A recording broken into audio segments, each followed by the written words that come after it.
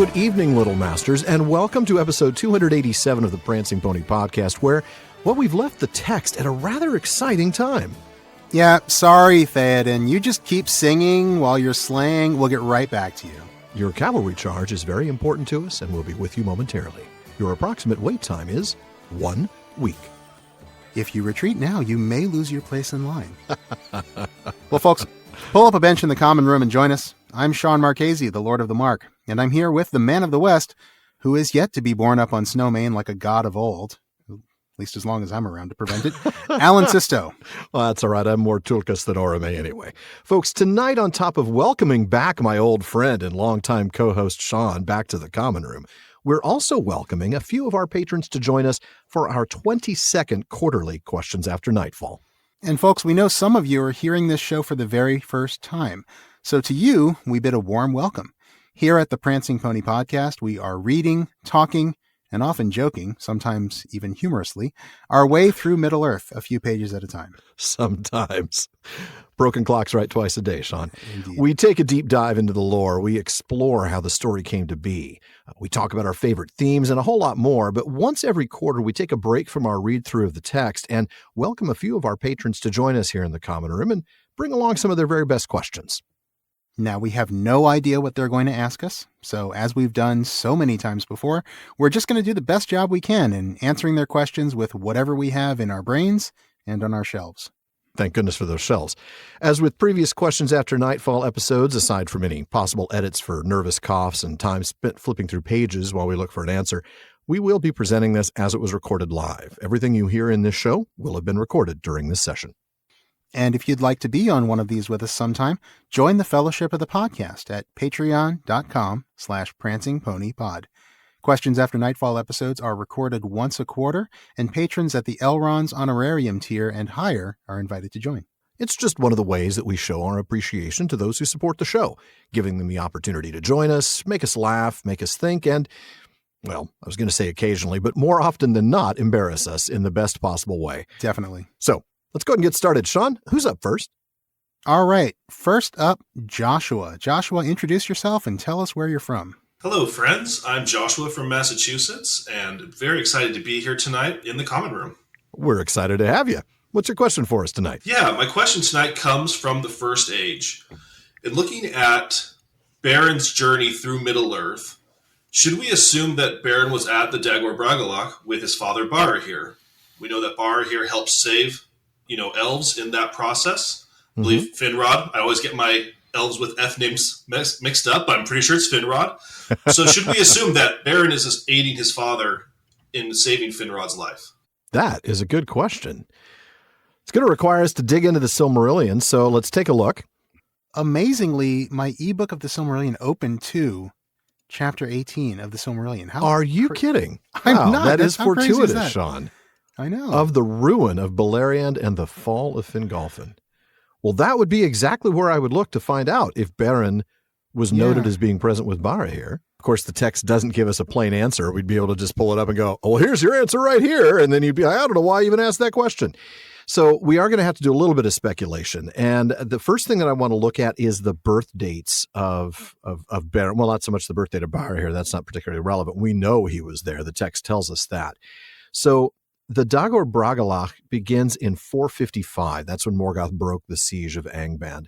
Now, 455, Beren is said to have been born in 432, the birth of Beren Erchamion. So he would have been 23, certainly in the prime of his youth. Yeah. Not too young to go to battle by any stretch of the imagination, and certainly old enough to have been prepared and trained. My hunch is that he would have been there, almost certainly would have been there. The only thing that might have held him back would have been that he might have been tasked with protecting the family back home, like holding the homestead, holding down the fort, so to speak. But I think he would have been there. Yeah, because at this point, I mean, the Edain don't have the long life that they're going to have later on as they start marrying with elves. Beren's the first one of them to do that. So True. So he's not, we should think of him as having something approaching a mortal lifespan, I think. I don't have timelines in front of me, but I think most of the Edain live pretty normal lifespans during this time. Yeah, absolutely they do. So 23 is a perfectly good age to start going to war. I guess the only question is, since he is Barahir's son, is Barahir going to bring his son to battle, knowing that his only son, his oldest son? Because at this point, Barahir, we are told Barahir is the Lord of the House of Beor at this point. Right.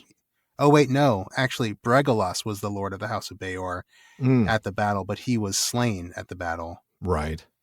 So would he have brought...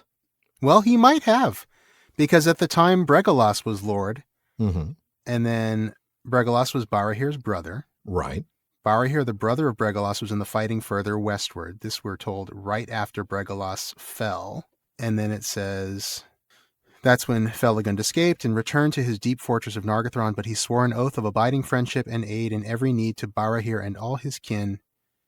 And in token of his vow, of course, he gave to Barahir his ring. Barahir was now by right the Lord of the House of Beor. So Barahir was not Lord, and so Beren would not have been the heir before the battle started. So it would have been appropriate for him to come. He would have been, too removed. He's the only son.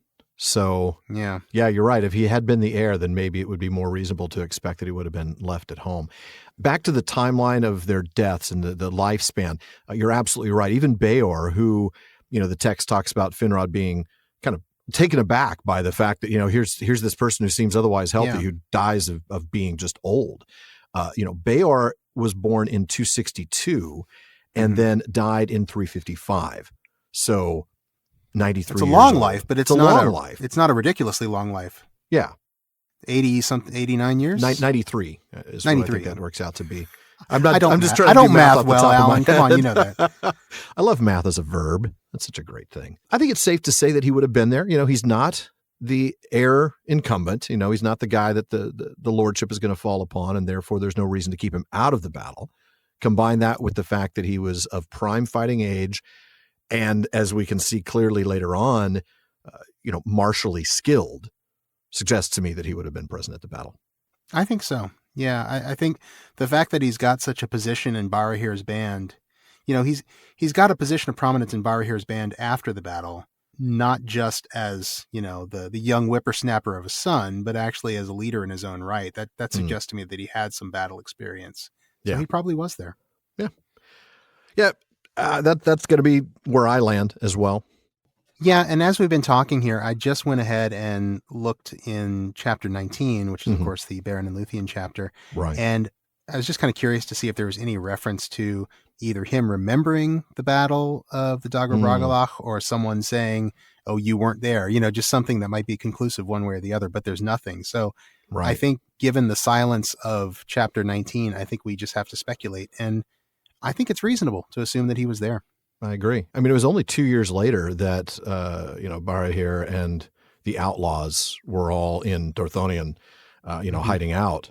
I think given the fact that he's 25 and hiding out with the outlaws, then he was probably fighting when he was 23. Yeah, he was definitely at maturity at that point. So, yeah. No doubt about it. All right. Well, Shawn, who's next? Next up, we have Ethan. Ethan, why don't you go ahead and say hi, tell us where you're from, and then ask your question. Hey guys, this is Ethan from Massachusetts. How's it going? It's going well, Ethan. Going great. Good to have you. Good to talk to you. Thanks. So I had a question for you guys about the Nauglamir. Oh, love the Nauglamir. So if the Nauglamir, or the word Nauglamir, means necklace of the dwarves, but we find out beforehand that Naugrim means stunted people? It's the stunted necklace? Yeah, is what we're told necklace of the dwarves, is that wrong? Is that a contradiction? Well, you see, it's more of a choker than a necklace, so it's kind of a stunted... the Nauglamir. And more so, does Tolkien kind of do this anywhere else where he kind of gives us a mixed meaning of what a word really means by defining a different word somewhere else or something of the like? Well, I mean, that's a very good point. Does Tolkien do that? I suspect he does. I think he does this all the time. I mean, the example that comes to mind immediately is the word Elda, which means the elves, but it also means people of the stars. And there's a lot of reasons given for why they are the people of the stars. There's the idea that they awoke at Cuivienen, and the first thing they saw was the stars, and they shouted out Ele, and then, that became their word for star, and they became the people of the stars. But from that, you get all kinds of words that are sort of ambiguous in meaning, in sort of a range of meaning between elf and star. And then you get things like the name Eärendil, which, does it mean lover of elves, elf friend, or does it mean lover of the stars? It actually kind of means both. And so I think that Tolkien was very intentional about this kind of use of language, because he knows that happens in real life too. Words change in meaning over time, and a lexical root that means one thing can end up meaning something very different just by association over a period of hundreds or thousands of years. And then you can end up with a language like modern English where, you've got words that are related that mean two very different things. Here's a bad example, but it's an example that's Tolkien adjacent, so I'm going to use it. We like that. We've talked before on the show about how Tolkien was influenced by one of the guys who was sort of sometimes a member of the Inklings, a guy by the name of Owen Barfield. Mm-hmm. He wrote a book on language called Poetic Diction, and he talked about the changes that happen in language over time and sort of the development of language metaphorically. And one of the examples he gives is a Greek word, pneuma, which means breath, but that could also mean spirit. Yeah. This is a word that to the Greeks actually meant a range of things having to deal with breath, spirit, soul, things like that. However, in modern English, the words that come from pneuma in Greek are things like pneumatic, which describes mechanical systems, or tires. Air pressure. Yeah. Air pressure. Exactly. And things that have nothing to do with spirit, but have to do with air and the pressure of air. And so this is, again, it's kind of a clumsy example, but it's all I can come up with at this moment, because you see how a word that actually had an interesting range of meanings for the Greeks kind of takes on a very specific set of meanings in English a couple of thousand years later. Good point. And I think this is the kind of thing that's happening, to take it back to the question, this is the kind of thing that's at work with the name Naugrim, or Naug in general. Naug, we are to believe, is from a root that means stunted. That root word that means stunted becomes applied to the dwarves. Right. And so it just becomes the name for the dwarves. The word for dwarves means short person in Elvish, but that doesn't necessarily mean that anything that's associated with anything that is given the name Naug or Naugla, because it's associated with the dwarves, is necessarily short in and of itself. No, it's just related to the dwarves, right? It's just related to the dwarves. Naug means, it may have meant stunted, but it means dwarf now. And so something like the Nauglamir is just simply, Naug is dwarf and Mir is jewel. So it's the dwarven jewel. Exactly. Yeah. And so, I mean, we see these kinds of changes in language over time, where just sometimes words get more specific in meaning, in the case of pneuma, at least in modern English. And then sometimes words take on a completely different meaning, or they get broader in meaning. It's just, language does funny things. And of course, Tolkien was more aware of this than most people. Definitely true there. By the way, the Nauglamir is easier to say than its other name, Sigil Elunaieth, the necklace of the woe of Thingol, by the way. Oh, that's lovely. Isn't it? Yeah, that actually comes from the War of the Jewels in The Wanderings of Hurin and Other Writings. It's a great little piece. But I do love that sound of that, just the Sigil Elunaieth. Well, and it's interesting to think of the Nauglamir as the necklace of the dwarves, because actually that mir element actually means jewel. Jewel. Mm-hmm. In a really literal sense, it means jewel, and that's like singular jewel. Yeah. And that's the same root we see in Boromir or Faramir. Absolutely. What is it? The steadfast jewel and the mediocre jewel, the adequate jewel. The adequate jewel. That's right. Man, that was brutal. That was absolutely brutal stuff. Denethor not winning Father of the Year. Seriously, not anytime soon. Well, folks, we will be right back after the break.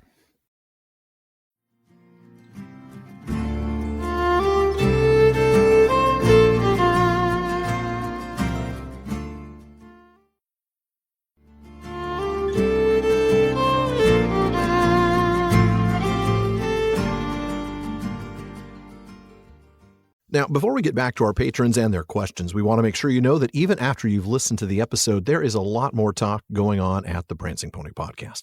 Yeah, the PPP has an amazing listener community.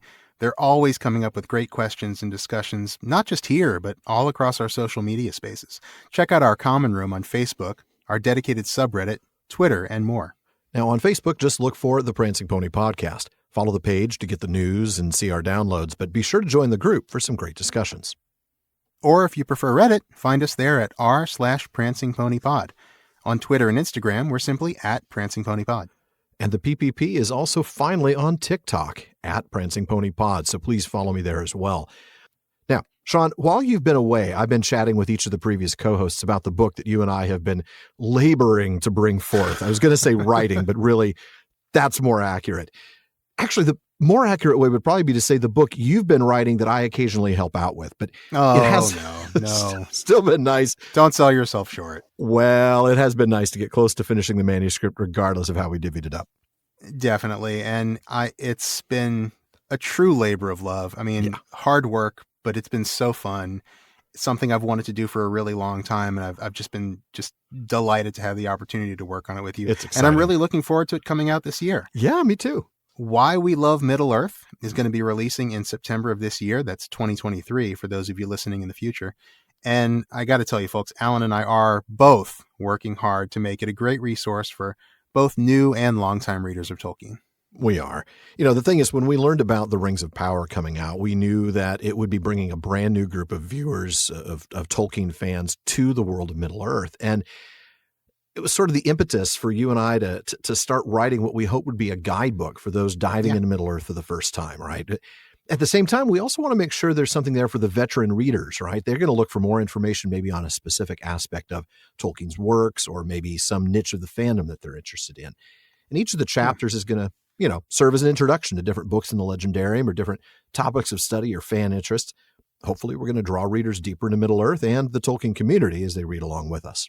Yeah, and we'll definitely be talking about the books, but we'll also spend some time discussing adaptations, online communities, fan gatherings, Tolkien's languages, and a whole lot more. Absolutely. And we are working to make sure the book mirrors the experience of listening to the podcast as much as it's possible to do in a book. We're going to have plenty of asides and digressions, jokingly funny footnotes and things along those lines, commentary in each of our two voices, plenty of pop culture references and dad jokes. So pre-orders are available now, so check out our socials and especially our website, theprancingponypodcast.com, for more information and a pre-order. All right, well, folks, it is time to head back to the common room for more questions. Shawn, who's up next? All right, next up we have Rachel. Rachel, go ahead and say hi, tell us where you're from, and ask us your question. Good evening, gentlemen. My name is Rachel. I'm from South Carolina. So my question is a speculative one about Denethor's despair and possible redemption. And this is a little bit of a lengthy question. My lead up is a bit long, but in the Siege of Gondor, when Faramir is brought to the White Tower before his father, it says in the text that Denethor himself went up alone into the secret room to gaze into the Palantir. When he comes down, the text says that the face of Denethor was gray and more death-like than Faramir's. He then reveals later to Pippin one of the things he perceived, saying, "The enemy has found it, and now his power waxes. He sees our very thoughts, and all we do is ruinous." So in a recent episode, I believe it was 282, there was discussion about what exactly Denethor saw, but it seems to be generally agreed upon that this event was the proverbial straw that broke Denethor's back. Yeah. So I was left wondering, if Denethor had not looked into the Palantir at that critical moment, is it possible that his outcome may have been different? Or do you think he was already beyond hope? Wow, that is a good question. That is a great question. I wish I had that episode handy. I do know that we talked about the fact that there's a bit of text later where Gandalf is explaining what he might have seen. And I think really for me, the decisive bit is Gandalf saying that he saw only what Sauron allowed him to see. Mm-hmm. And so that takes away the possibility of him seeing, let's say, Frodo captured, which would absolutely have pushed him over the edge. If he thinks that Sauron has the ring. Instead, he believes that Sauron has the ring just because Sauron is such an overwhelming force and is impossible to stop. And therefore he must have the ring. He must have it because he's overwhelmingly victorious. There's no way we can stand up against this. But that is a very good question. If he had not looked up at that very crucial juncture, might he have gotten through that time and then avoided that downfall, that final fall? I don't know. Shawn, what's your initial thought? I don't know. What do we base that on? I mean, he was pretty far gone to begin with by that point, right? He was, but he wasn't despairing. I mean, No. we have to separate the Denethor of the books from the Denethor of the movies. We where absolutely do, yeah. He is already in despair just because Boromir's dead. Yeah. He's basically given up at that point before we even really see him. Mm-hmm. In the books, he is still Yeah. He is still marshaling the forces. He's Mhm. still lit the beacons himself. He lit the beacons. call- He sent the red arrow. Yeah, He's right. done all these things to prepare. He's, Yeah. as we talked about on the show with Matt, he's actually been a pretty smart general in terms of Yeah. his deployment and, when Yeah. he does what he does Yeah, in terms of defending the Rammas and setting out the troops and things like that. right. I'm reminded of some of Tom Shippey's observations about, we may not agree with him politically, but he is a competent leader Yes. at this point. Very different from what we see in the movies. So it does seem to me that there may have been a chance for him to come back. He was far gone, but then again, we see others like Eärendil far gone in the Mhm. depths of despair on the battlefield, and we see him come back. And that's the thing. He comes back because there's hope, right? Right, exactly. So might Denethor, because all he would have needed to do was survive until there was hope. Right. But would that have been hope for Denethor? Because to him, the arrival of Aragorn is nearly as bad as the arrival of Sauron. Well, I exaggerate, but you get my point. For him, it's the end of him. it's the end of his reign, sure. It's the end of his legitimacy. It means a political nightmare for him. But he's alive, and his people are alive. So I think that, is he going to be happy about it? No, but as a pragmatic leader of humans in in the world, would he accept it? And I have to think he would. I can't think that he would despair at the coming of Aragorn. I have to think that he would just say, okay, well, I guess, I'm thinking about the Master of Lake Town, who after Thorin is restored under the mountain and Bard is restored in Dale, the Master of Lake Town just sort of like fades into obscurity, but he's alive, right? I mean, it hasn't gone well for him. He hasn't thrived with the new kings under the mountain and in Dale, but he is alive. And I have to think that Denethor is of better character than the Master of Lake Town. He probably recognizes that he certainly that Aragorn's coming is at least going to save his people, even if it causes a political nightmare for him. That's a good point. There's no doubt that he had already been worn down by using the stone. In the Palantiri chapter in Unfinished Tales, we definitely read that. There's this line here that says that the wide knowledge of events far away possessed by Denethor was one of the things that clued Gandalf in, and his appearance of premature old age, first observable when he was not much above 60 years old, although he belonged to a race and family that still normally had longer lives than other men. So he was already older than he looked. I don't even want to think about that. Keep me away from the Palantir. That's all I can say. Yeah. I don't need any help on those You'll lines. look even older than you do. Seriously. When he was, the hard part, Shawn, was reading when he was not much above 60 years old. I mean, the PPP is going to be running when I'm 60. So. Yeah, well, Anyway.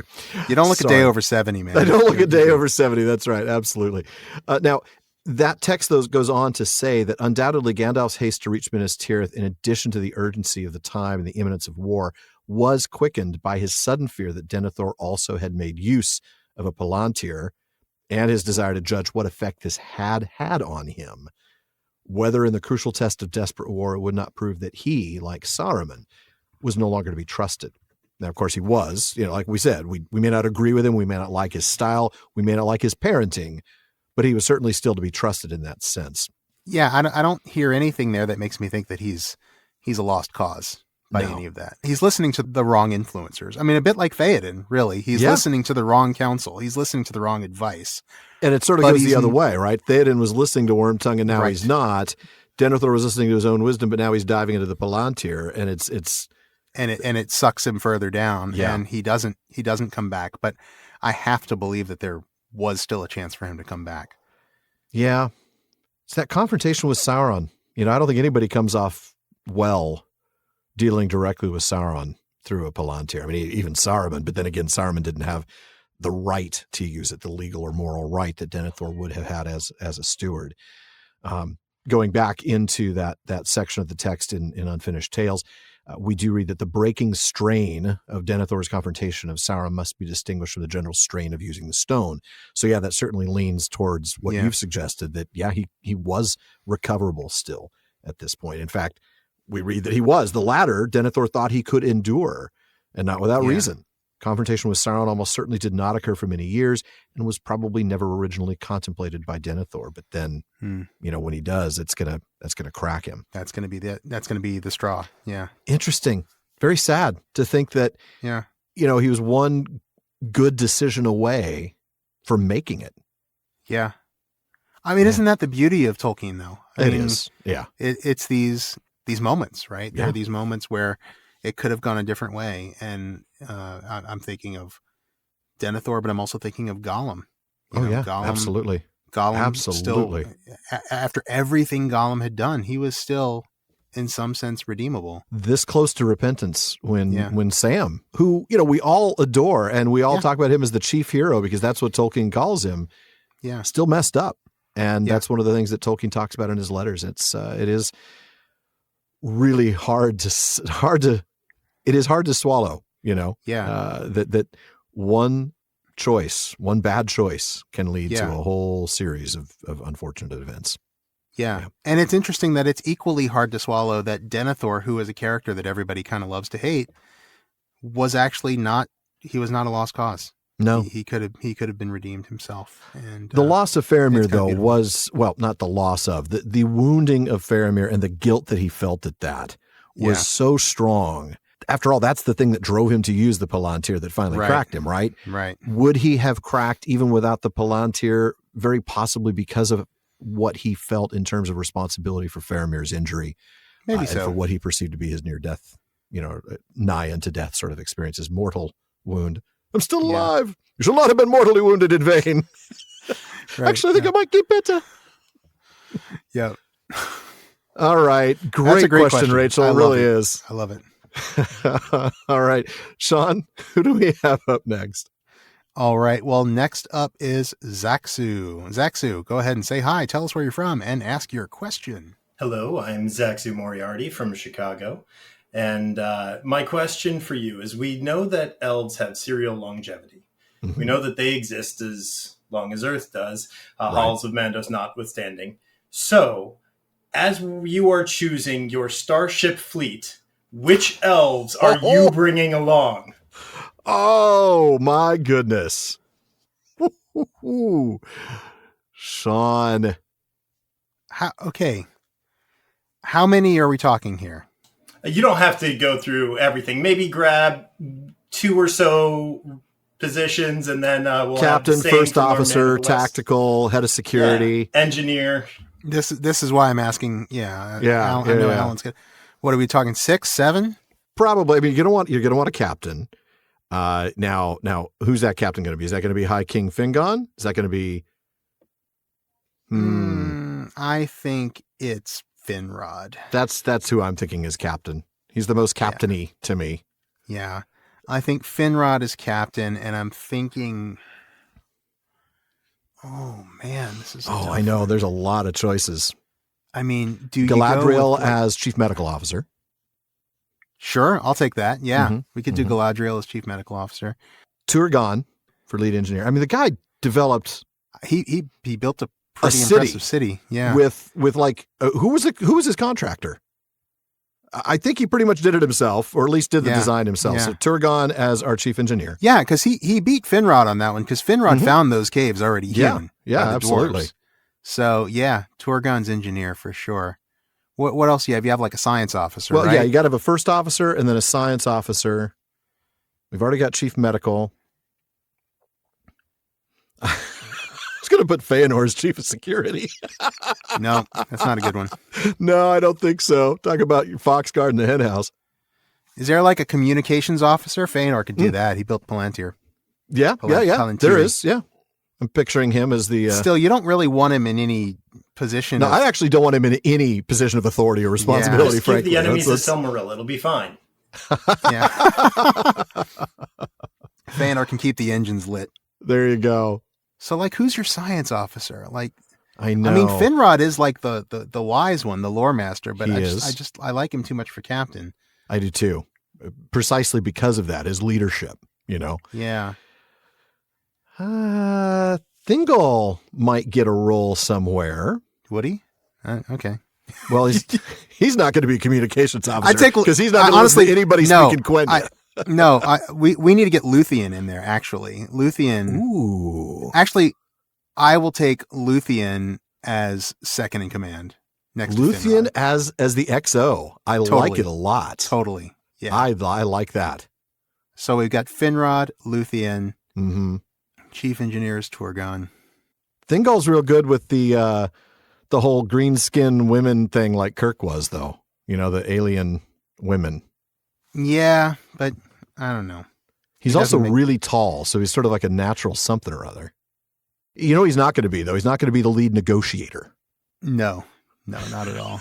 He's going to lose every time. He is not the guy that you want in any kind of first contact situation because he's just going to go out there and he's just going to like look down his nose at whoever these strange people are that he's seeing for the first time. All of whom will be shorter than he is. Right. I just don't see it happening. What are we missing? What roles are we missing?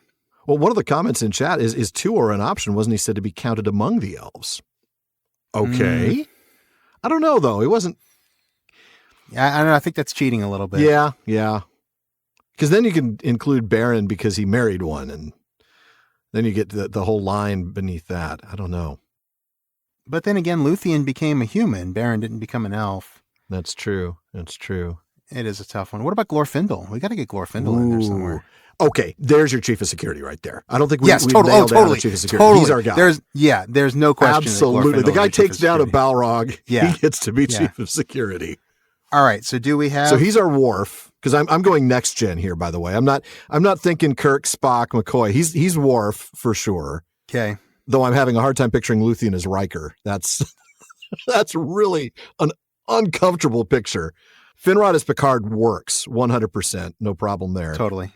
Turgon as Geordi, except that he can see, so that helps. Well, Geordi can see, just not with normal eyeball vision. Right.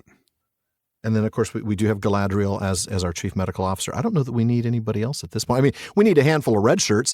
Feanor's sons, they are all our red shirts. Yeah, Caligorm, Curufin, all those guys. That works. Yeah. All right. I mean, a little unfair to Mithras and Maglor, but, you know, it's still. Yeah. Well, we'll give them speaking parts before they get killed Yeah. by the alien slime. Yeah. Yeah. I love this. That was good. This is great stuff. And because I still don't know Star Trek, I'm still thinking of this you muddled through this really, really well. I love it. Because I know Galaxy Quest, and I'm thinking of it through the lens of Galaxy Quest. So you're thinking of Tim Allen as Finrod. So when you say security officer is Glorfindel, I'm thinking, Guy Fleegman is security chief Rock Ingersoll. So, no, that was a good one. That was a fun question, Zaxu. I got to tell you, I love that. That was great. All right, Shawn, who do we have up next? And boy, you got a tough act to follow, whoever it is. All right, next up we've got Sarah. Sarah, say hello. Tell us where you're from and ask your question. Hello, this is Sarah J. from Colorado, and I don't know that I can match the last one, but it's going to be another Tolkien tangential question. We're all about the books here. Mm-hmm. And this is a just general book related question. So The Lord of the Rings and Watership Down were the first books that I read as a child that were adult books. And there are 3 scenes from these 2 books that scared me spitless at the time and still give me shivers whenever I read the books. So I was just wondering, what is the first scary scene out of a book that scared each of you spitless? That's going to have to be the Barrows. That's going to have to be the Barrows. I think I was able to get through Old Man Willow without being totally terrified, probably because I grew up in a city and couldn't even imagine a tree like that. But boy, something about the way the Barrows were described. Whoa, man, that absolutely gave me nightmares. No doubt. Are we talking Tolkien specifically or Anything. books in general? Oh, okay. I was bringing that right into Tolkien. Yeah, the Barrows was one of my 3. Yeah. For Tolkien, it's definitely the Barrow Downs. Yeah. And it's still one of my favorite parts of the book because it's just so darn scary. Yeah, it really is. He writes horror so well. Yeah, totally underrated in that regard. I mean, you think about Shelob's Lair or the Dead Marshes. It's just so intense and so psychological. Yeah. Non-Tolkien, I was a kid of the 80s. So when I was like 10 to 13, I read a lot of Stephen King. Oh my goodness. 10 to 13 you were reading King? Wow. Oh yeah. I was reading Stephen King when I was, like Sarah's talking about, it's like you're a kid reading adult books and you feel very, you feel, I don't know what the word is. You feel cool. You feel rebellious. Empowered, you feel grown up, empowered. Yeah. I had already seen the movie, The Shining. The first Stephen King book I finished, the second I read was The Shining after having seen the movie. And I found the book so much scarier than the movie. Yeah. And so that was, I think, the first book that really gave me chills. And I was probably 11, 12, maybe when I read it, which would have been before I read Lord of the Rings. So, as prosaic as it sounds now, because I'm not really a huge Stephen King fan as an adult, but that was probably the first scary one that really affected me as a kid. Yeah, and Shawn, you mentioned all these other books that you were reading, especially the Stephen King stuff that you were reading when you were 11. I grew up in a slightly more sheltered house, so I have to say, probably the scariest thing for me was actually that Barrow White scene was the first thing. Really, I was 13 or 14 when I read it. Yeah, and prior to that, I'd been reading really nothing spooky, nothing scary, nothing adult. I mean, I'd read The Hobbit and I'd read The Chronicles of Narnia. And I'd read a number of other things, but they were all very, very tame. I think the Barrow Downs freaked me out. That's awesome. What a great introduction to horror literature. It really was. Yeah, I had no idea I'd been thrown straight into the deep end. Yeah.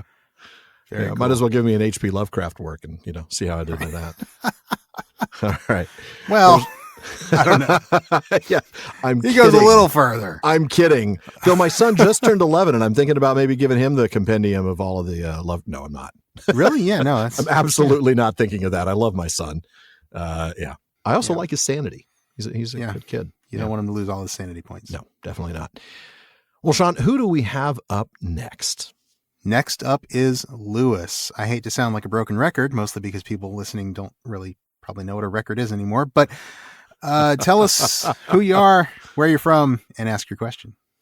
Hi, I am Lewis from South Carolina, a few hours north from where Rachel is. And my question for you tonight is about fate and free will. Ooh. And it's, obviously from the music of the Ainur. Hopefully this question is going to be one that actually engenders an interesting discussion. All right. So when Iluvatar says the famous line, in talking about the gift of men, they should have a virtue to shape their life amid the powers and chances of the world, beyond the music of the Ainur, which is as fate to all things else. Yeah. When he says beyond the music of the Ainur, does he mean to include that, in that, the musical discord of the Ainu Melkor? In other words, is the music of Melkor part of what is fate to all else? I'm interested in your thoughts and speculations and everything else. Yes, next question. Wow. So much for speculation. I think it's definitely a yes. Yeah. I think that it is inexorable that the discord of Melkor becomes part of the music. That's the problem. Yeah, that is right? the problem. I mean, it's described as such. Right. We think about, the fact is that's where Spibimi comes from. The idea that all of these things that are part of the music, I'm going to take them and make them even better. Yeah. Yeah. And so I think that's kind of Tolkien's point. And I think that's why this world, not just this world, but this creation, is now a flawed thing. It's now Arda marred. Yeah. Because of that. The Morgoth element that is in the entire world at this point. Everything. So I think that, yes, it is part of the music now, and that is the problem. And yet, because of that, I think that the role that men, by which I mean humans, have to play is all the more important, because now if the music is now marred and flawed, then who is it up to try and resist the currents of the music? I always think of fate and free will as currents in an ocean. The music is a sweeping tide that carries all things with it, and the elves are carried with that because they cannot operate outside of the music. But men can swim with the current, or they can swim against the current. Yeah. They have the ability to go against the tide. And so when the elves are swept up in the current, it is all the more important for men to do what they can to swim against that current and try and undo Melkor's evil. And I think that is what Tolkien is fundamentally talking about. I think that's why he writes it the way he does, because he wants to give men a central importance to the history of Arda. And again, I mean, it's up to us. The elves can do a lot of great things, but they can't do that. They can't undo Melkor's evil. They can resist, they can fight against him, but only to the extent that the music allows. It is beyond that point, it is up to men. And I think that's why it is ultimately men who have to inherit Arda and use what we've learned from the elves to make it a better place. So yes, I do think it does become part of the music, but I think that's kind of beautiful, because I think that gives men sort of the role we have to play. I don't know your thoughts, Alan. That really makes sense, because that's clearly the direction that the world is headed in, right? I mean, the elves are leaving. The fourth age begins the dominion of men, and men are the ones who have that freedom and that ability to, as you said, swim against the tide or kind of, sideways to the tide, perpendicular to the tide. I really like that illustration that you use, though, by the way, because we're all still in the ocean. The tide certainly still affects men. They might have an ability to do something about it, but they don't have the ability to get out of it entirely. Exactly. Yeah. So it really is an apt analogy. And to take it back to Rush, as we always like to do, of course, if you choose not to decide, you still have made a choice.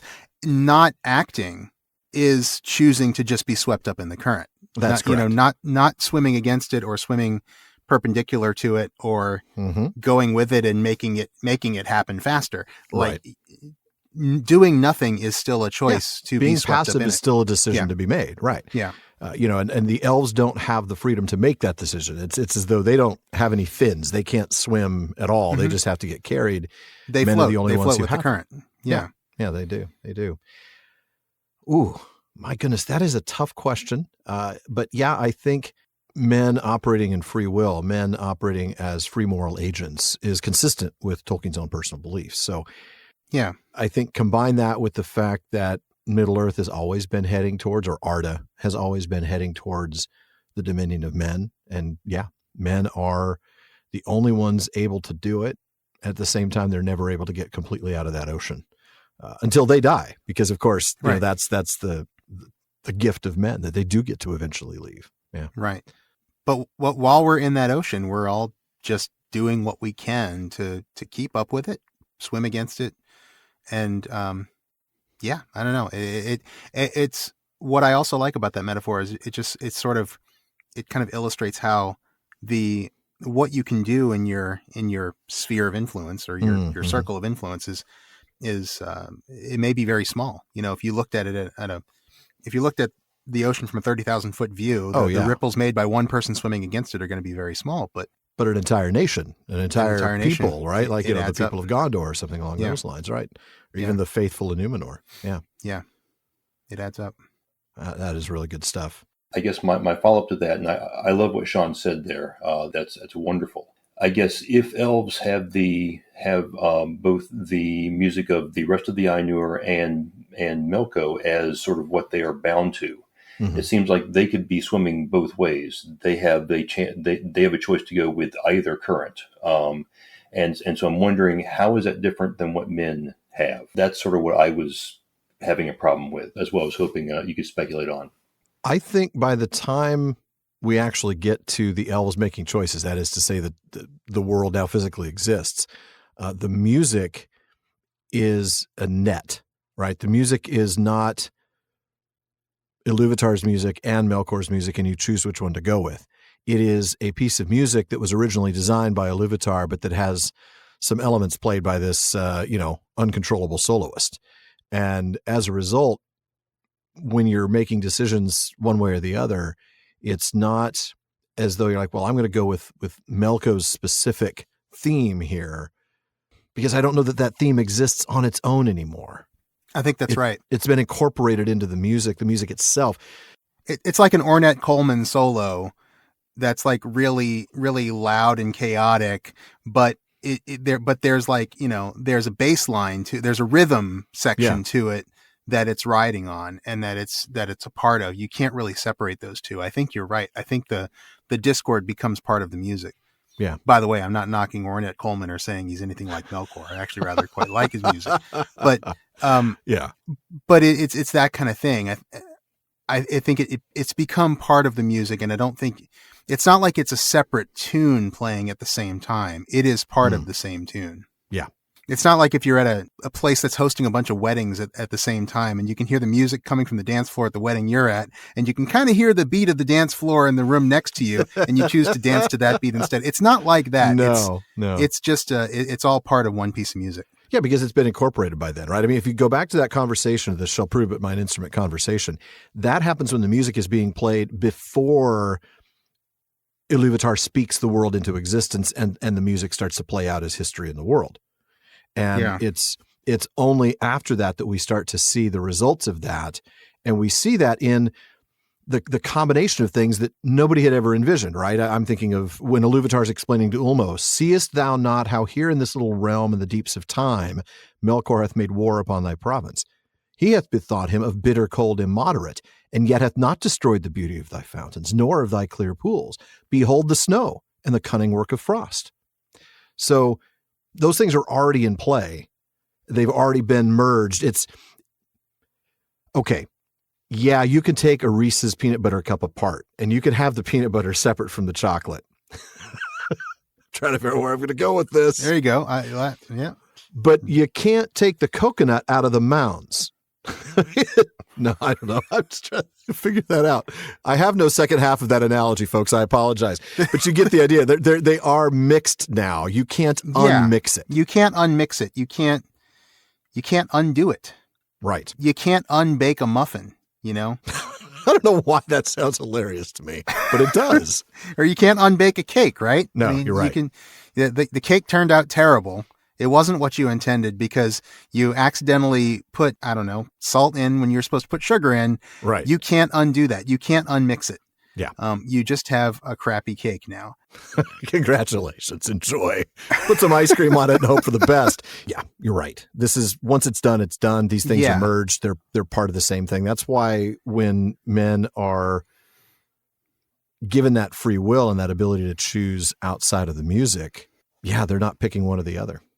Yeah. Man, Now, the question that this leads us back to, though, and this is a question that we talked about with Verlin Flieger both times when she was on the show, and we never came up with a satisfactory answer because there is none, is, well, then what does that mean for the notion of elves making choices anyway?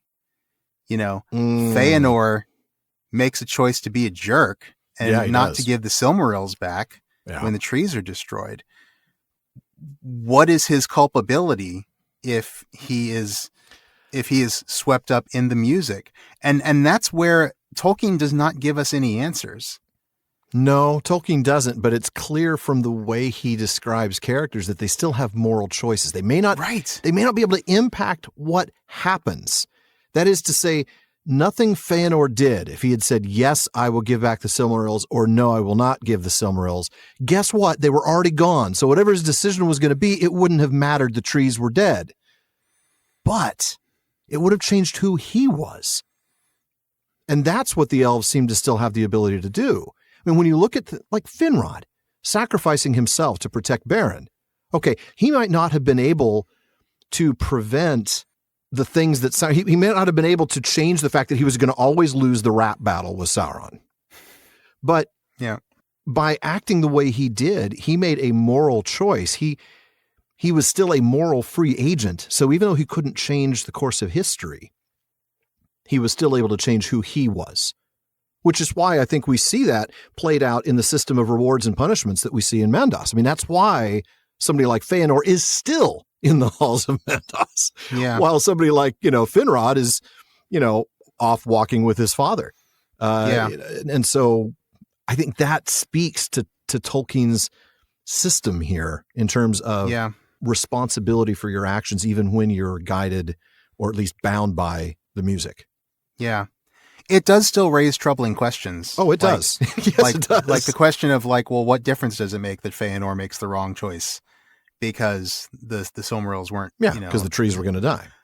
But maybe it's a Beowulfian thing. Maybe if he had made the right choice, even though it wouldn't have affected the outcome, it would have been a moral victory. It still would have been the right choice. That's the point. Yeah. A right choice is the right choice, even if there is no change in outcome. Yeah. And I think that's a truth that Tolkien would have certainly signed on to. I mean, if it's very easy in today's, postmodern culture to look at truth as a 100% relative thing. I dare say Tolkien would not have bought on with that at all. I'm sure he didn't. Yeah. Yeah. Yeah. That's an interesting discussion. Oh, man. Yeah. That's a really good one. All right. Wow. We have gotten metaphysical tonight, sir. Yes, we have. And I am not going to sing that Olivia Newton-John song. No, please don't. Let's get metaphysical. I thought you said we weren't going to do it. No, I said you won't. Okay. Fair enough. Let me hear your philosophy talk. Oh, God, no. All right. Terrible. And now that everybody's tuned out, we still have at least one more person to ask us a question. Who might that be, Shawn? That person will be Tom. Tom, go ahead and say hi. Tell us where you're from and ask your question. Okay, now my question has to do with specifically with not just the music of the Ainur, but the writing called the music of the Ainur. Okay. So back in the Book of Lost Tales. Okay. Oh, wow.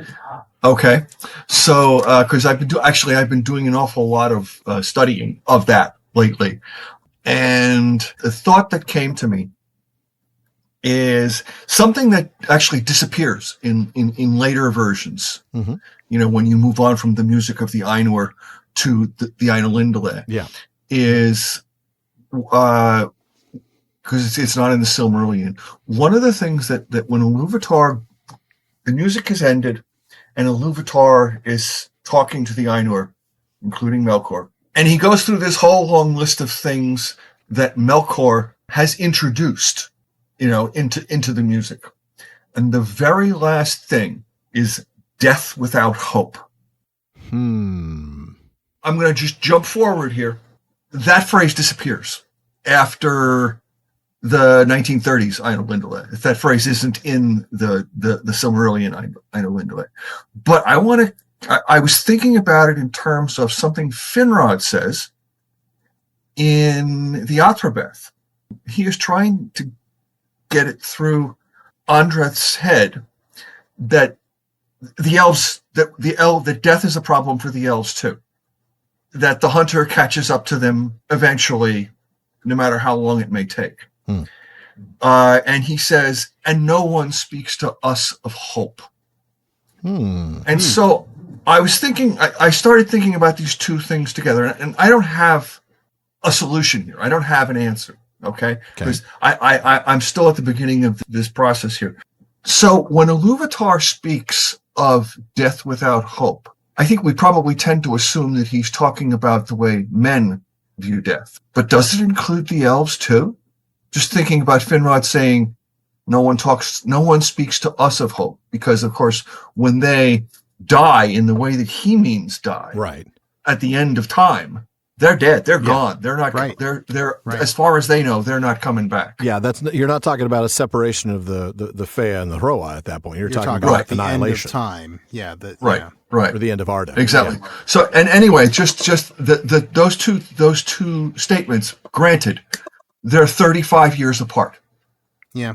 Mm-hmm. The death without hope thing does disappear from the story. I don't know that I don't know whether that means it's in abeyance or whether it's been discarded.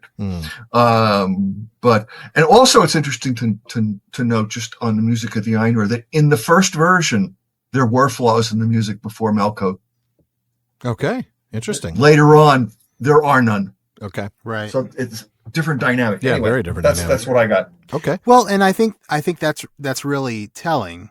Mhm. Because, as you said, Tom, the two versions are 35 years apart. Yeah. The music of the Ainur that appears in the Book of Lost Tales, Volume 1, and I admit it's been many years since I've read it. Yeah. But I same. did pull it up while you were talking, and I see the passage you're talking about where he says, through him, meaning Melko, has Yeah. pain and misery been made in the clash of overwhelming musics, and with confusion of sound have cruelty and ravening and darkness, loathly mire and all putrescence of thought or thing, foul mists and violent flame, cold without mercy been born, and death without hope. Wow. Yet is this through him and not by him. And he shall see, and ye all likewise, and even shall those beings who must now dwell among his evil and endure through Melko misery and sorrow. Sorry, I thought there was a period coming sooner. Terror and wickedness declare in the end that it redoundeth only to my great glory, and doth but make the theme more worth the hearing, life more worth the living, and the world so much the more wonderful and marvelous that of all the deeds of Iluvatar shall be called his mightiest and his loveliest. Sorry, that ended up being a much longer passage than That's I thought a it was going to very be. long sentence, sir. Yeah. Yeah, but so this is written by a Tolkien in his. Well, we're talking about 20s, late I think, 1918 to spring of 1920 for that. I mean, is he writing the music of the Ainur at that point? Yeah, I guess so. Because he writes the three great tales first. Mm-hmm. But yeah, I mean, he's like late 20s, early 30s, maybe, when he's writing this. Whereas he's an old man by the time he's writing the version that we have in the Silmarillion. Yeah. And we know that there are some interesting things about the nature of good and evil in the Book of Lost Tales that aren't quite as Boethian and Catholic, let's say, That's as fair. the later versions. So That's certainly fair, yeah. we see things like the idea that Ungoliant could be a thing that had existence beyond the world. That was sort of sort of the dualism that we see that kind of removed in the later Manichaean myth. dualism, that evil unto herself. That's not an absence. It's not a privation. Right. It is. Its In other words, own evil thing. and good are equal things. As opposed And if to not the idea that one's the and if opposite. not equal, they're at least both things. Yeah, Whereas in yeah. sort of the Boethian or strictly Catholic, and I guess traditionally Catholic worldview, the idea is that evil is an absence of good, Correct. as darkness is an absence of light. So I don't think it's beyond the realm of possibility that Tolkien maybe just changed his mind as he got older. We have no way of knowing how his personal faith developed as he grew up. Lots of people do become more devout, more traditional as they get older. And maybe this happened to him. Maybe he was a little bit more willing to play around with Manichaean concepts, just as he was more willing to play around with very Norse and Greek concepts like, Manwë having a son. And as he got older, he got a little bit more conservative from a creative perspective and tried to fit things in with a worldview that he was personally comfortable with in a way that he wouldn't have done when he was a young man. So True. All that is to say, maybe when he was younger, he was a little bit more comfortable with the idea of death without hope coming from Melko. And that's why he wrote it out of the later Silmarillion. However, going back to your question, Tom, I love the idea that you're right. We absolutely think of death without hope, and we think about this from the perspective of men. Tom has just posted in the chat that 1918. Fall of Gondolin, The Cottage of Lost Play, and The Music of the Ainur were the first things Tolkien wrote. Okay, Right. I'm sorry, I misspoke. I thought that he wrote all three of the great tales before he started writing The Music of the Ainur, but I guess I was wrong. Tom says that he wrote the music in early 1918. So just as you said, Alan. So he would have been 26. But I think you're right, Tom. I think we do think about this from the perspective of men, and we assume death without hope means the death that we experience and not having a hope for an afterlife. But yeah, let's go ahead and loop in the elves to this too. And what does that mean? If the elves also experience death without hope after the end of Arda, are they right to have death without hope? Because they are truly annihilated as far as we know. Yeah. But then again, their Fëa are gone at that point. But then again, do we know? I mean, what happens in Arda Remade? Don't the elves have a place in Arda Remade? Well, Tom often asks the unanswerable questions, and he's once again asked the unanswerable question. This is a tough one. It's almost like the answer to life, the universe, and everything. If we know both the question and the answer at the same time, the entire universe implodes. I tend to think that this idea of death without hope, I tend to think that he's thinking of it strictly in a perspective of men. Okay. When he writes it in 1918. But I think it's interesting to apply it to elves because certainly that's something that in the Athrobeth, Finrod's trying to convey. I mean, let's think about it from the perspective of Finrod. Let's, set aside what Tolkien intended. But think about it from the perspective of an elf. They don't have any, I mean, again, to our knowledge, they don't have any hope of life beyond the end of Arda. No, their life may be incredibly long. Yeah. Thousands and tens of thousands of years. Yeah. But when it's over, it's over. And it's painful, right? I mean, it's tens of thousands of years of pain. And, there's that melancholy, that fainéant melancholy. Tolkien uses I love that phrase, fainéant melancholy. And that is the sort of the life of, I don't want to say suffering, but I'm going to say suffering, the life of suffering that Luthien is released from. Right. That's why it's called the release from bondage. Right. And so the elves, not counting Luthien and not counting Arwen, who has the same fate, most elves get to experience suffering in a body. Maybe the body gets killed. Then they have suffering outside of the body, or at least boredom in the halls of Mandos for a little while. They get rehoused. Yeah. Unless they're Feanor. Yeah. Yeah. Then they continue to experience this pain and this melancholy in a new house, a new body until the end of time. And then it's over. And then they're annihilated. Hroa and Fëa combined. Right. Is there hope? I don't know. I mean, we talk about Arda Remade as being a part of the legendarium, a part of the story. Is that purely a Mannish concept? We don't know. I mean, the way Finrod says, no one speaks to us of hope does certainly sound like the elves really don't think that there's anything beyond the end of Arda for them. That is a somber thought. So they also experience a death without hope. Yeah. And yet it's specific to them. I mean, it would be one thing, I suppose, if we all knew that at the end of Arda, we're all annihilated. Fear and Hroar, elves, men, dwarves. But if the men are being told, well, don't worry, we got you guys covered, Right. Come on back. I'm going to move the velvet rope and let you guys pass. Oh, no. No elves, please. No elves. Right. That's rough. That is rough. So they may get tens of thousands, hundreds of thousands of years on Arda, but then they miss out on eternity. Ooh. That's a tough one. And it does seem like a death without hope. It would. Yeah. A total destruction. Yeah. It's a more predictable death. Yeah. Because they know that they're going to be around until the end of Arda. Mm-hmm. But then they know that they're not going to be around. It's not that they don't know what's going to happen to them. It's that they know they won't be around. There will be nothing. It comes at the expense of eternity, and they will have cease no hope to be for anything beyond that. Yeah, they will cease to be. I'm not satisfied entirely with that answer. I don't think there's an answer. I think it's an interesting conversation. I don't think there is. And I dare say, I don't want to speak for Tom, but I bet that's what Tom's going for here, is just to have an interesting conversation. I don't know that there's an answer there. Well, there's certainly not an obvious one. Man, that is a hard thing to think about. No doubt about it. Tom, you want to pipe in?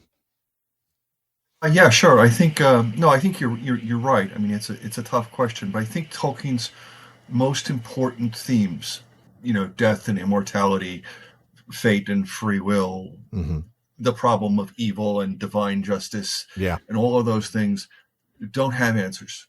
No, they're more important as questions. Yeah, I mean, I think Tolkien thinks that there are answers, but I don't think he thinks that we'll know them until. I mean, because when you know the answer, you can then sing the great music at the end. In its perfection, the way it was meant to be, right. the Yeah. way it was meant to be, Yeah. because then you'll have perfect understanding. Right. Yeah. But yeah, I don't think that we'll ever find the answers. I don't think he expected to. No.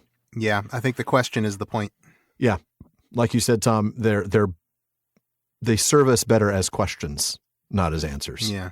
And boy, that is some hard stuff to think through. Great question. Thank you, Tom. Thank you very much. It's like Tom Bombadil is more important for the questions he asks than Yes. for who he is. Yeah, that's why we don't need to know who he is. We don't have to solve that, because on his own, as an enigma, he has value, more value than if we know exactly who he is. Yeah. Well, and I'm reminded of when we had this conversation with Verlin Flieger. I think it was the second time she came on the show, Alan. I think so. I said something really dumb in hindsight, which was like, here's the thing. You could say something that's really mostly smart, but then you realize the flaw in that, that thing you said, because Verlin will find it.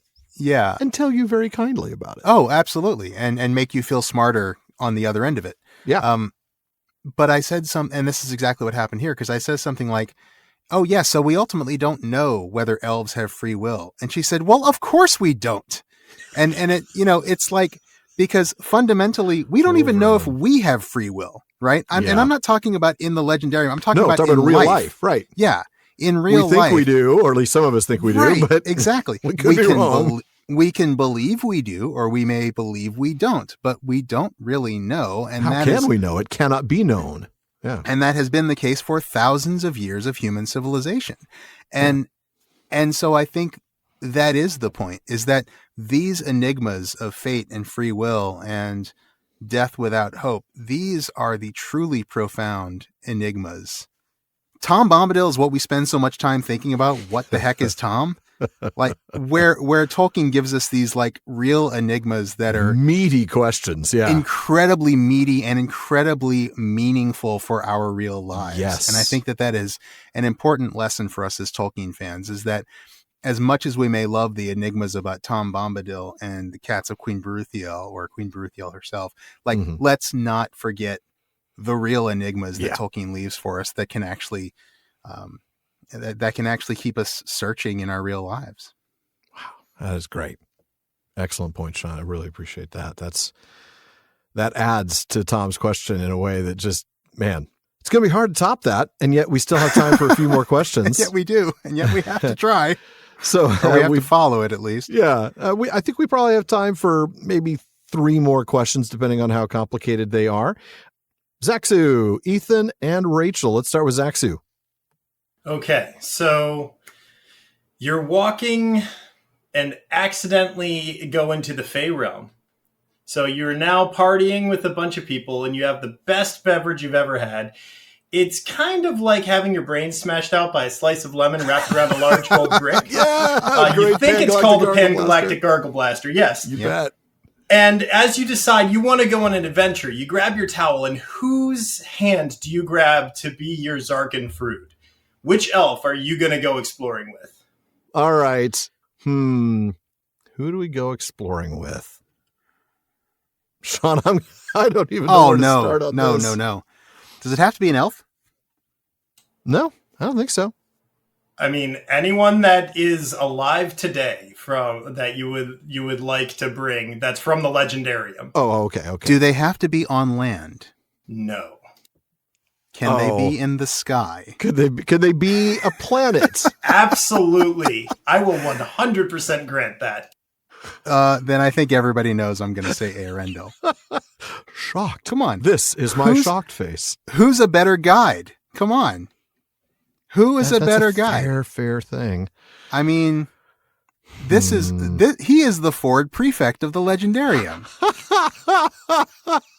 Come on. The Ford Prefect of the Legendarium. I love that. I think we might have our title, or at least something in the blurb. Ford Prefect of the Legendarium. Totally, Eärendil. And also because the question actually started like you stumble into the Fey realm, which just reminds me of Smith of Wootton Major, which just reminds me of Eärendil anyway. Right. So we end up back there. So yeah, I'm totally going with Eärendil. He would be a great guide. You're going to have excellent visibility. That is true. He can navigate through the toughest situations. got his own ship. He can shoo away the big black dragons if they bother you. That's right. He didn't have to steal the Heart of Gold. He's got Vingalot. So, I wonder if an improbability drive powers Vingalot. I mean, really, it almost would have to, just to keep him alive in the outer reaches of space. I mean, I think Iluvatar's will is an improbability drive, but yeah, I mean, that probably... Yeah. Now I'm waiting for the large whale to start dropping from orbit. And the bowl of petunias, of course. Never forget about the bowl of petunias. Always the bowl of petunias. Folks, for those of you absolutely completely lost, we are referencing The Hitchhiker's Guide to the Galaxy. And if you have never read that, then really you should. But in the meantime, I have to try to figure out an answer to this question. And Shawn has taken probably the best guide in all of Arda, all of the history of Arda. So thank you very much for leaving me with... It's literally what he's known for. Yeah, is finding a path where nobody else could. Everything else is the dregs. It's kind of his thing. I'll take Gandalf. That's got to be a decent choice, right? I mean, if nothing else, you've got a wizard handy. So we know he can light up dark spaces. We know he can fight off Balrogs.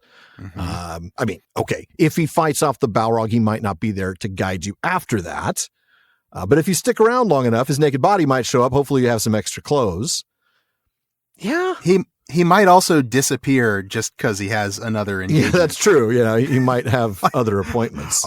I'm through. I've wasted too much time with you people already. He's got some other appointment. Yeah, no doubt. Well, it's 3:00. I've got a squash game. I got to go. Yeah. Oh man. Yeah. Gandalf's a good one. I would take Gandalf. I'm going to have to go with Gandalf. Zach, so you got one more follow-up before we are you sure you want to go with it? Because this isn't just who's going to be the best guide, but the person you're going to want to spend this time with the whole time. Oh, heavens. So Gandalf might not always be there. And are you really going to want to always be around him when he's cranky? Yeah, he is kind of Mr. Cranky Pants sometimes. Look, we will get totally lost, because he did not spend his time in Rivendell wisely, but Pippin, then, if that's the case. Because at least we'll have fun. Oh, my gosh. Wow, we'll get totally doomed. Lost. We won't even make it doomed. down the street. Are you totally kidding me? doomed. But, man, it will be fun. Because you know what? We'll hit all the pubs because he knows where they are. And I don't care if that's where we stop. I mean, that's all right. That works. That works for me. Pippin will not get off Earth before the Vogons destroy it. He will not. That's he is true. Totally going down. The Earth is being demolished to make way for an interspatial bypass. Pippin's forgotten his towel. He's going to ask to borrow yours, and he's not going to give it back. Yeah, that's actually probably true. I'll have to. He's going to ask the Hitchhiker's Guide questions, and then he's not going to wait to hear the answers. Pippin. Well, man. I mean, come on. If you're going to go having fun. All right. I can't argue with that. I mean, you've got the last ship that's left, Thanks very much for leaving me everybody who's still on the planet that's doomed. I've got the Ark. I'm on the Ark ship. I've won the lottery and I got the last spot on the ship. You really have. Yeah. Yeah. And you don't even have to listen to Vogon poetry. No, that's true. Man, that's good stuff. Yeah. No, I'm sitting there with Pippin in the pub and the guy's like, what then? Arsenal without a chance? I mean, time for the last round. All right. Yeah. Ethan. All right. So I've got a question for you guys about the stuff. The legendarium is filled with all sorts of stuff that people have made. Quote unquote magical stuff or artifacts, for lack of any better word. The Silmarils, the ring, the Palantiri, so many more. Which one do you think is the most influential across the legendarium? Silmarils. Absolutely. I mean, without a doubt, the Silmaril. I mean, everything revolves around the Silmarils. The entire first age is all about the Silmarils. And then the entire second and third ages are about what happened because of the Silmarils. Yeah. I think that's inescapable. Yeah. I mean, I wish there was a more interesting answer, but I do think, I do think that that's really the heart and soul of the entire. I mean, is it Silmarils and then the Rings of Power? Yeah. I mean, I think we could maybe go who's second place. I mean, second has got to be the Rings of Power. don't you think? Yeah, because it's not going to be the Palantiri. I mean, the Rings of Power bring down Eregion in Celebrimbor. Yeah. They play a role in Numenor being brought down. They absolutely play a role in that. I mean, Sauron was wearing the One Ring and using that to wield so much influence in Numenor to drive Pharazôn. And then obviously they drive the entire Third Age, not to mention influencing the quest of Erebor. Mm-hmm. So I those guess the Rings of Power have got to be second. What about third? Let's try to find something more obscure, the things that people may not know about. What do we think might be the next most important? Palantiri come to mind first, but I'm going to say the Elessar. Really? I'm going to say the Elf Stone, because that really is central to the restoration of Gondor, which is really the hub of the leadership of men as we go into the Fourth Age, right? I mean, we're talking about the elves going away. We're talking about the dominion of man coming forward, and who better to be led by than by Aragorn? And the Elessar itself, given its multiple origin stories, and then given its role in the symbolic nature, really. I mean, obviously, Aragorn and Arwen loved each other. It was a real wedding. It was a real marriage. But the importance of those man and elf unions. Yeah. I mean, we've already got the Silmarils at the center of the Beren and Luthien one, so that's already been covered. But I think the Elessar plays a very important role in the Aragorn-Arwen marriage because of what we read in Laws and Customs of the Eldar, and how it being given to Aragorn by Galadriel is fulfilling the role that Celebrian would have given him that gift as the mother of the bride. So yeah, you could argue Elendil maybe, but I think the Elessar is the one I'd go with. I would not have thought about that, but that's a good answer, and I like your explanation for it. Though now the Ring of Barahir comes to mind. Yeah, I mean, Joshua just posted the Ring of Barahir in the chat, and that's hard to argue with. Yeah, because that's tough.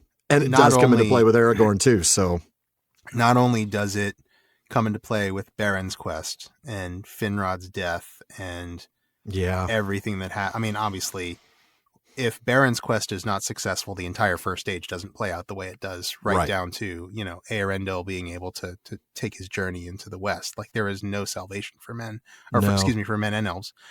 So, yeah, the Ring of Barahir is a good one. It's a very good one. I didn't think of that one myself, so I can't claim it. I probably would have said Narsil, but hearing some of you guys' answers, I'm not going to die on that hill. Narsil's cool, but it's not that cool. It's just a sword, man. It's just a point, right? Yeah. So I don't know. I like your answers. I liked Elessar, but I have to admit the Ring of Barahir ties in pretty strongly. Hard to say. I don't know. I mean, I think I'm going to still stand with Elessar because of the importance of the right leadership going into the Fourth Age. But the Ring of Barahir is right up there. It is, but also the Ring of Barahir, yes, Aragorn wears it, but it's not really. It's just something he wears. Like, it's not something that people are looking for. Right. It doesn't play a role in a prophecy. It doesn't connect him. It doesn't play the role that, for example, Narsil plays in establishing his identity. Yeah. Let alone the Elessar or something. Yeah, I think the Ring of Barahir is a good one, but I also think the Elessar is a good one, and maybe Narsil's a good one too. If the Ring of Barahir has an advantage, it's the connection through all of the ages. It's the fact that it's tied to all of those.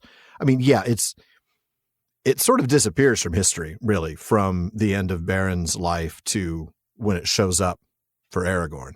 Yeah, but we know that it stayed with the faithful. We know that it was always a symbol of that connection between the Edain and the elves. So, I think I just go with the Elessar because of the connection with the marriage of Arwen and Aragorn being, such a crucial thing. Those three marriages between men and elves, with Beren and Luthien and Tuor and Idril. I got one more long shot submission, and that's Sting. Interesting. Sting is not all that significant in the first age, but it does come from the first age. It does, right? Gondolin, very important. Not all that significant. That's an understatement. It's completely insignificant in the first age. What of a letter opener, really? Yeah, exactly. But it does play a huge role in empowering a few hobbits that we know to acts of heroism, without which the history of the Third Age would have been very different. Very different. That's true. So I think Sting deserves a mention. That's true. If Sting doesn't exist, Bilbo is completely in the dark. Doesn't even have the glow of his blade. Yeah. And Gollum kills probably him. It's eaten over. by Gollum. Yeah. And if he manages to escape Gollum, he's probably eaten by spiders later on. Yep. And the spider ends up swallowing the ring, who, I don't know, gets it to Ungoliant, and Sauron finds it, and it's all over. Game over. Yeah. Game over, man. Game over, man. Game over. All right. We got time for one more. Rachel? All right. What do you have for us? Thank you. So I have another potentially speculative question, first age question, about the Nirnaeth Arnoediad. So my favorite thing to pronounce. Can I say the Nirnaeth Arnoediad? Yes. Can you say it 5 times fast? No. So it said in the text, yet neither by wolf, nor by Balrog, nor by dragon would Morgoth have achieved his end, but for the treachery of men. So my question is, if the Easterlings, Ulfang, his kin, et al., had remained loyal to the Eldar, what do you think would have been the outcome, which I think is the more speculative part? And would Morgoth still have been able to achieve his ultimate goal? Interesting what-if question. I'm looking at the text. So in that hour, the plots of Ulfang were revealed. So yeah, so like you said, Rachel, the sons of Ulfang go over suddenly to Morgoth. Their plans are revealed, the treachery of men. So they go and attack the flank of the sons of Feanor, and they get very, very close to the standard of Maedhros. But then Maglor slays Uldor, and the sons of Bor slew Ulfast and Ulwarth before they got killed. So the sons of Bor actually did stick around. It was Ulfang that did not. But yeah, the Easterlings were the ones that came from Ulfang. So if Ulfang had been faithful, would that have mattered in the Nirnaeth? Would the good side have succeeded? Well, if we take the text at face value, yeah. Because it does say... That's a good point. But that for Morgoth, the treachery of men. Yeah. Yeah, this is a real simple, straightforward, yes, the text says yes. Yeah. But then what would have happened, right? I don't know that it would have changed the out. I don't know that it would have given the forces of good like a long-term tactical advantage. Like I don't know that winning the battle they would have won, but yeah, was it inevitable? It was still a losing war. They would have won the battle, but I think still lost the war. Yeah. Certainly, the Nirnaeth Arnoediad was a horrible blow to morale. Yes. And many great soldiers and heroes were lost. But I don't think that winning the Nirnaeth, if Ulfang had not betrayed the forces of good, I do not think that would have changed the long-term outcome of the war. I think Morgoth would have continued. He would have. Yeah. There would have been another big battle. He had enough cannon fodder that it wouldn't have been a big deal for him to just do it again. There would have been a big sixth battle, and things would have just continued to play out the way they pretty much did, I think. But does it change some other things? I mean, it's in the Nirnaeth after Turgon's forces are having to retreat that Hurin does what he does and gets captured by Morgoth and sets off that whole chain of events. That's interesting. Is Turin's life completely different if the good side wins the Nirnaeth? That's very interesting. I mean, you think of all the different little things that change. Does that delay maybe how long before Morgoth discovers Gondolin? I don't know. I don't know that changes the Maeglin storyline at all. So, well, it changes Tuor's storyline. Yeah, it does. So that does change the Maeglin storyline. Yeah, you're right. It does. Maeglin betrays Gondolin in part because he's upset that Tuor is there. Yeah, Idril's still not giving him the time of day, even if Tuor's not around. No, he's still creepy cousin. That, absolutely. Yeah, creepy first cousin. No, she's not going anywhere near that. But does he betray Gondolin? Maybe not. Maybe not. You're right. Maybe he doesn't. Maybe he does anyway. I don't know. It's hard to say. But it is possible that Gondolin's story plays out very differently, and it's possible that Nargothrond's story plays out differently. Yeah, because without Turin's Turin fall, then certainly Nargothrond. Ooh, lots of little things get set in motion, don't they? I mean, I think you're right. Ultimately, Morgoth still is victorious without the intervention of the Valar. I mean, that's the way history plays out. Then do the Valar intervene? Because once again, if Gondolin doesn't fall the way it does, Tuor and Idril, oh my goodness. Okay. Don't say it. Don't say it. No, don't say it. I can't accept a legendarium. You don't want me to mention that Eärendil might not even exist. Don't say it. No. But you're right. So wow. Changes everything. And no Turin means that Glaurung is not dealt with in Nargothrond. Correct. So he continues to hold that strategic advantage for Morgoth. And he doesn't get killed. Glaurung survives a lot longer without Turin. Yeah. I mean, if he takes it over in the first place, because I guess without Turin, they also don't build a bridge. That is true, yeah. But still, what's interesting from all this is, although the Nir Naiath was horrible, it set in motion the events that led to Turin. Yeah. And, though Turin, he's a complicated figure, but he does some very heroic things. And one of those heroic things is removing Glaurung from the map.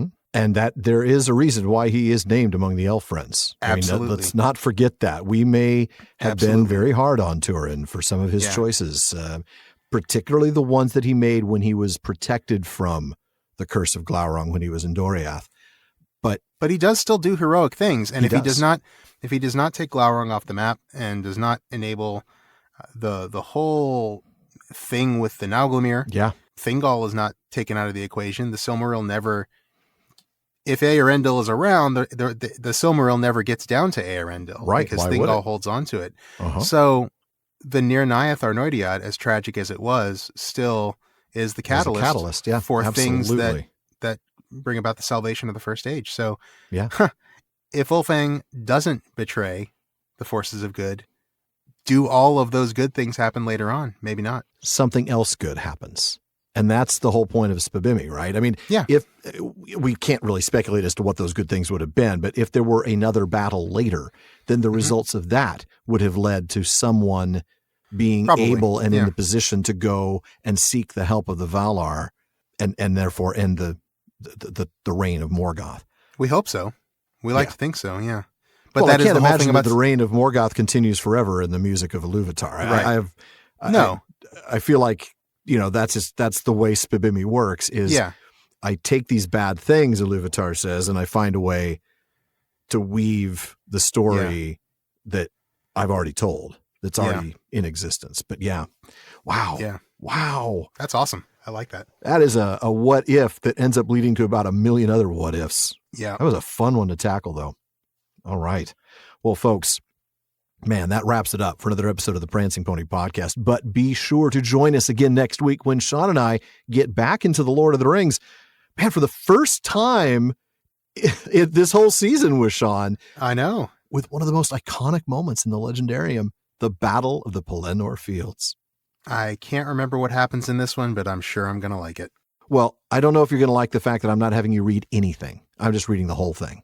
Are you? No. Okay. I think we made a deal a long time ago that I was going to read some very significant parts of this next chapter coming up. Yeah, don't worry. I got you covered, man. No, I am super looking forward to it. Same. And I'm really glad to be back into it. And folks, Alan and I want to thank the members of Team PPP. That's our editor, Jordan Rennells, our barlowman, Becca Davis, and our team of research assistants, social media manager, Casey Hilsey, event and Patreon community coordinator, Katie McKenna, graphic artist Megan Collins, and website guru Phil Dean. And speaking of the website, please be sure to give us a visit there at theprancingponypodcast.com.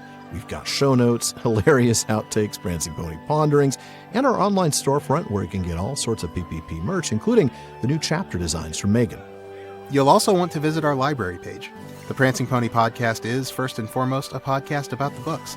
So if you're interested in a book we've mentioned on the show, you'll find a link for it in the library. And the PPP gets a small amount of compensation when you make your purchase, and we thank you for that. Indeed. And we also want to thank our patrons at the Kierdance contribution tier. We'll start with DeMay in Alaska, James in Virginia, Tamsin in Minnesota, Chad in Texas, Lance in New Jersey, Paul in Colorado, Jerry in Texas, Joseph in Texas, Kathy from North Carolina, Lori from Washington, Carlos in California, Brian in the UK, Ned from Connecticut, Jerry from Washington, Joe in Washington, and Erwin from the Netherlands. There's also Dylan in Australia, Ben in Minnesota, Anthony in Texas, Karen in the UK, Zaxu in Illinois, Brian in Texas, Sarah in New Jersey, June in Ireland, Joshua in Massachusetts, Lucy in Texas, Connor in North Carolina, Keith in Alabama, Erica in Texas, Carson in Oklahoma, Vivian in California, James in Massachusetts, and Anne in Kentucky. Thank you all so very much for your support. Indeed. Thank you very much. And folks, make sure you don't miss any episodes of the Prancing Pony Podcast. Subscribe now through Apple Podcasts, Spotify, Amazon Music, or your favorite podcast app. And one last thing, as always, don't forget to send your thoughts, comments, and most of all, your clarifications, reputations, argumentations, and in this case, musings and philosophications and all of the wild metaphysical stuff to Barliament at theprancingponypodcast.com. Now, if you want a chance to have your actual voice heard, you can send us audio of you asking your question by visiting podinbox.com/prancingponypod and record your question for us. Please be sure to still email the question to Barliament. Even though Barliament's been a lot more reliable lately, there's still a lot of mail to sort through, but we'll try to get to you just as soon as we're able. As always, though, this has been far too short a time to spend among such excellent and admirable listeners. But until next time. Farewell, friends.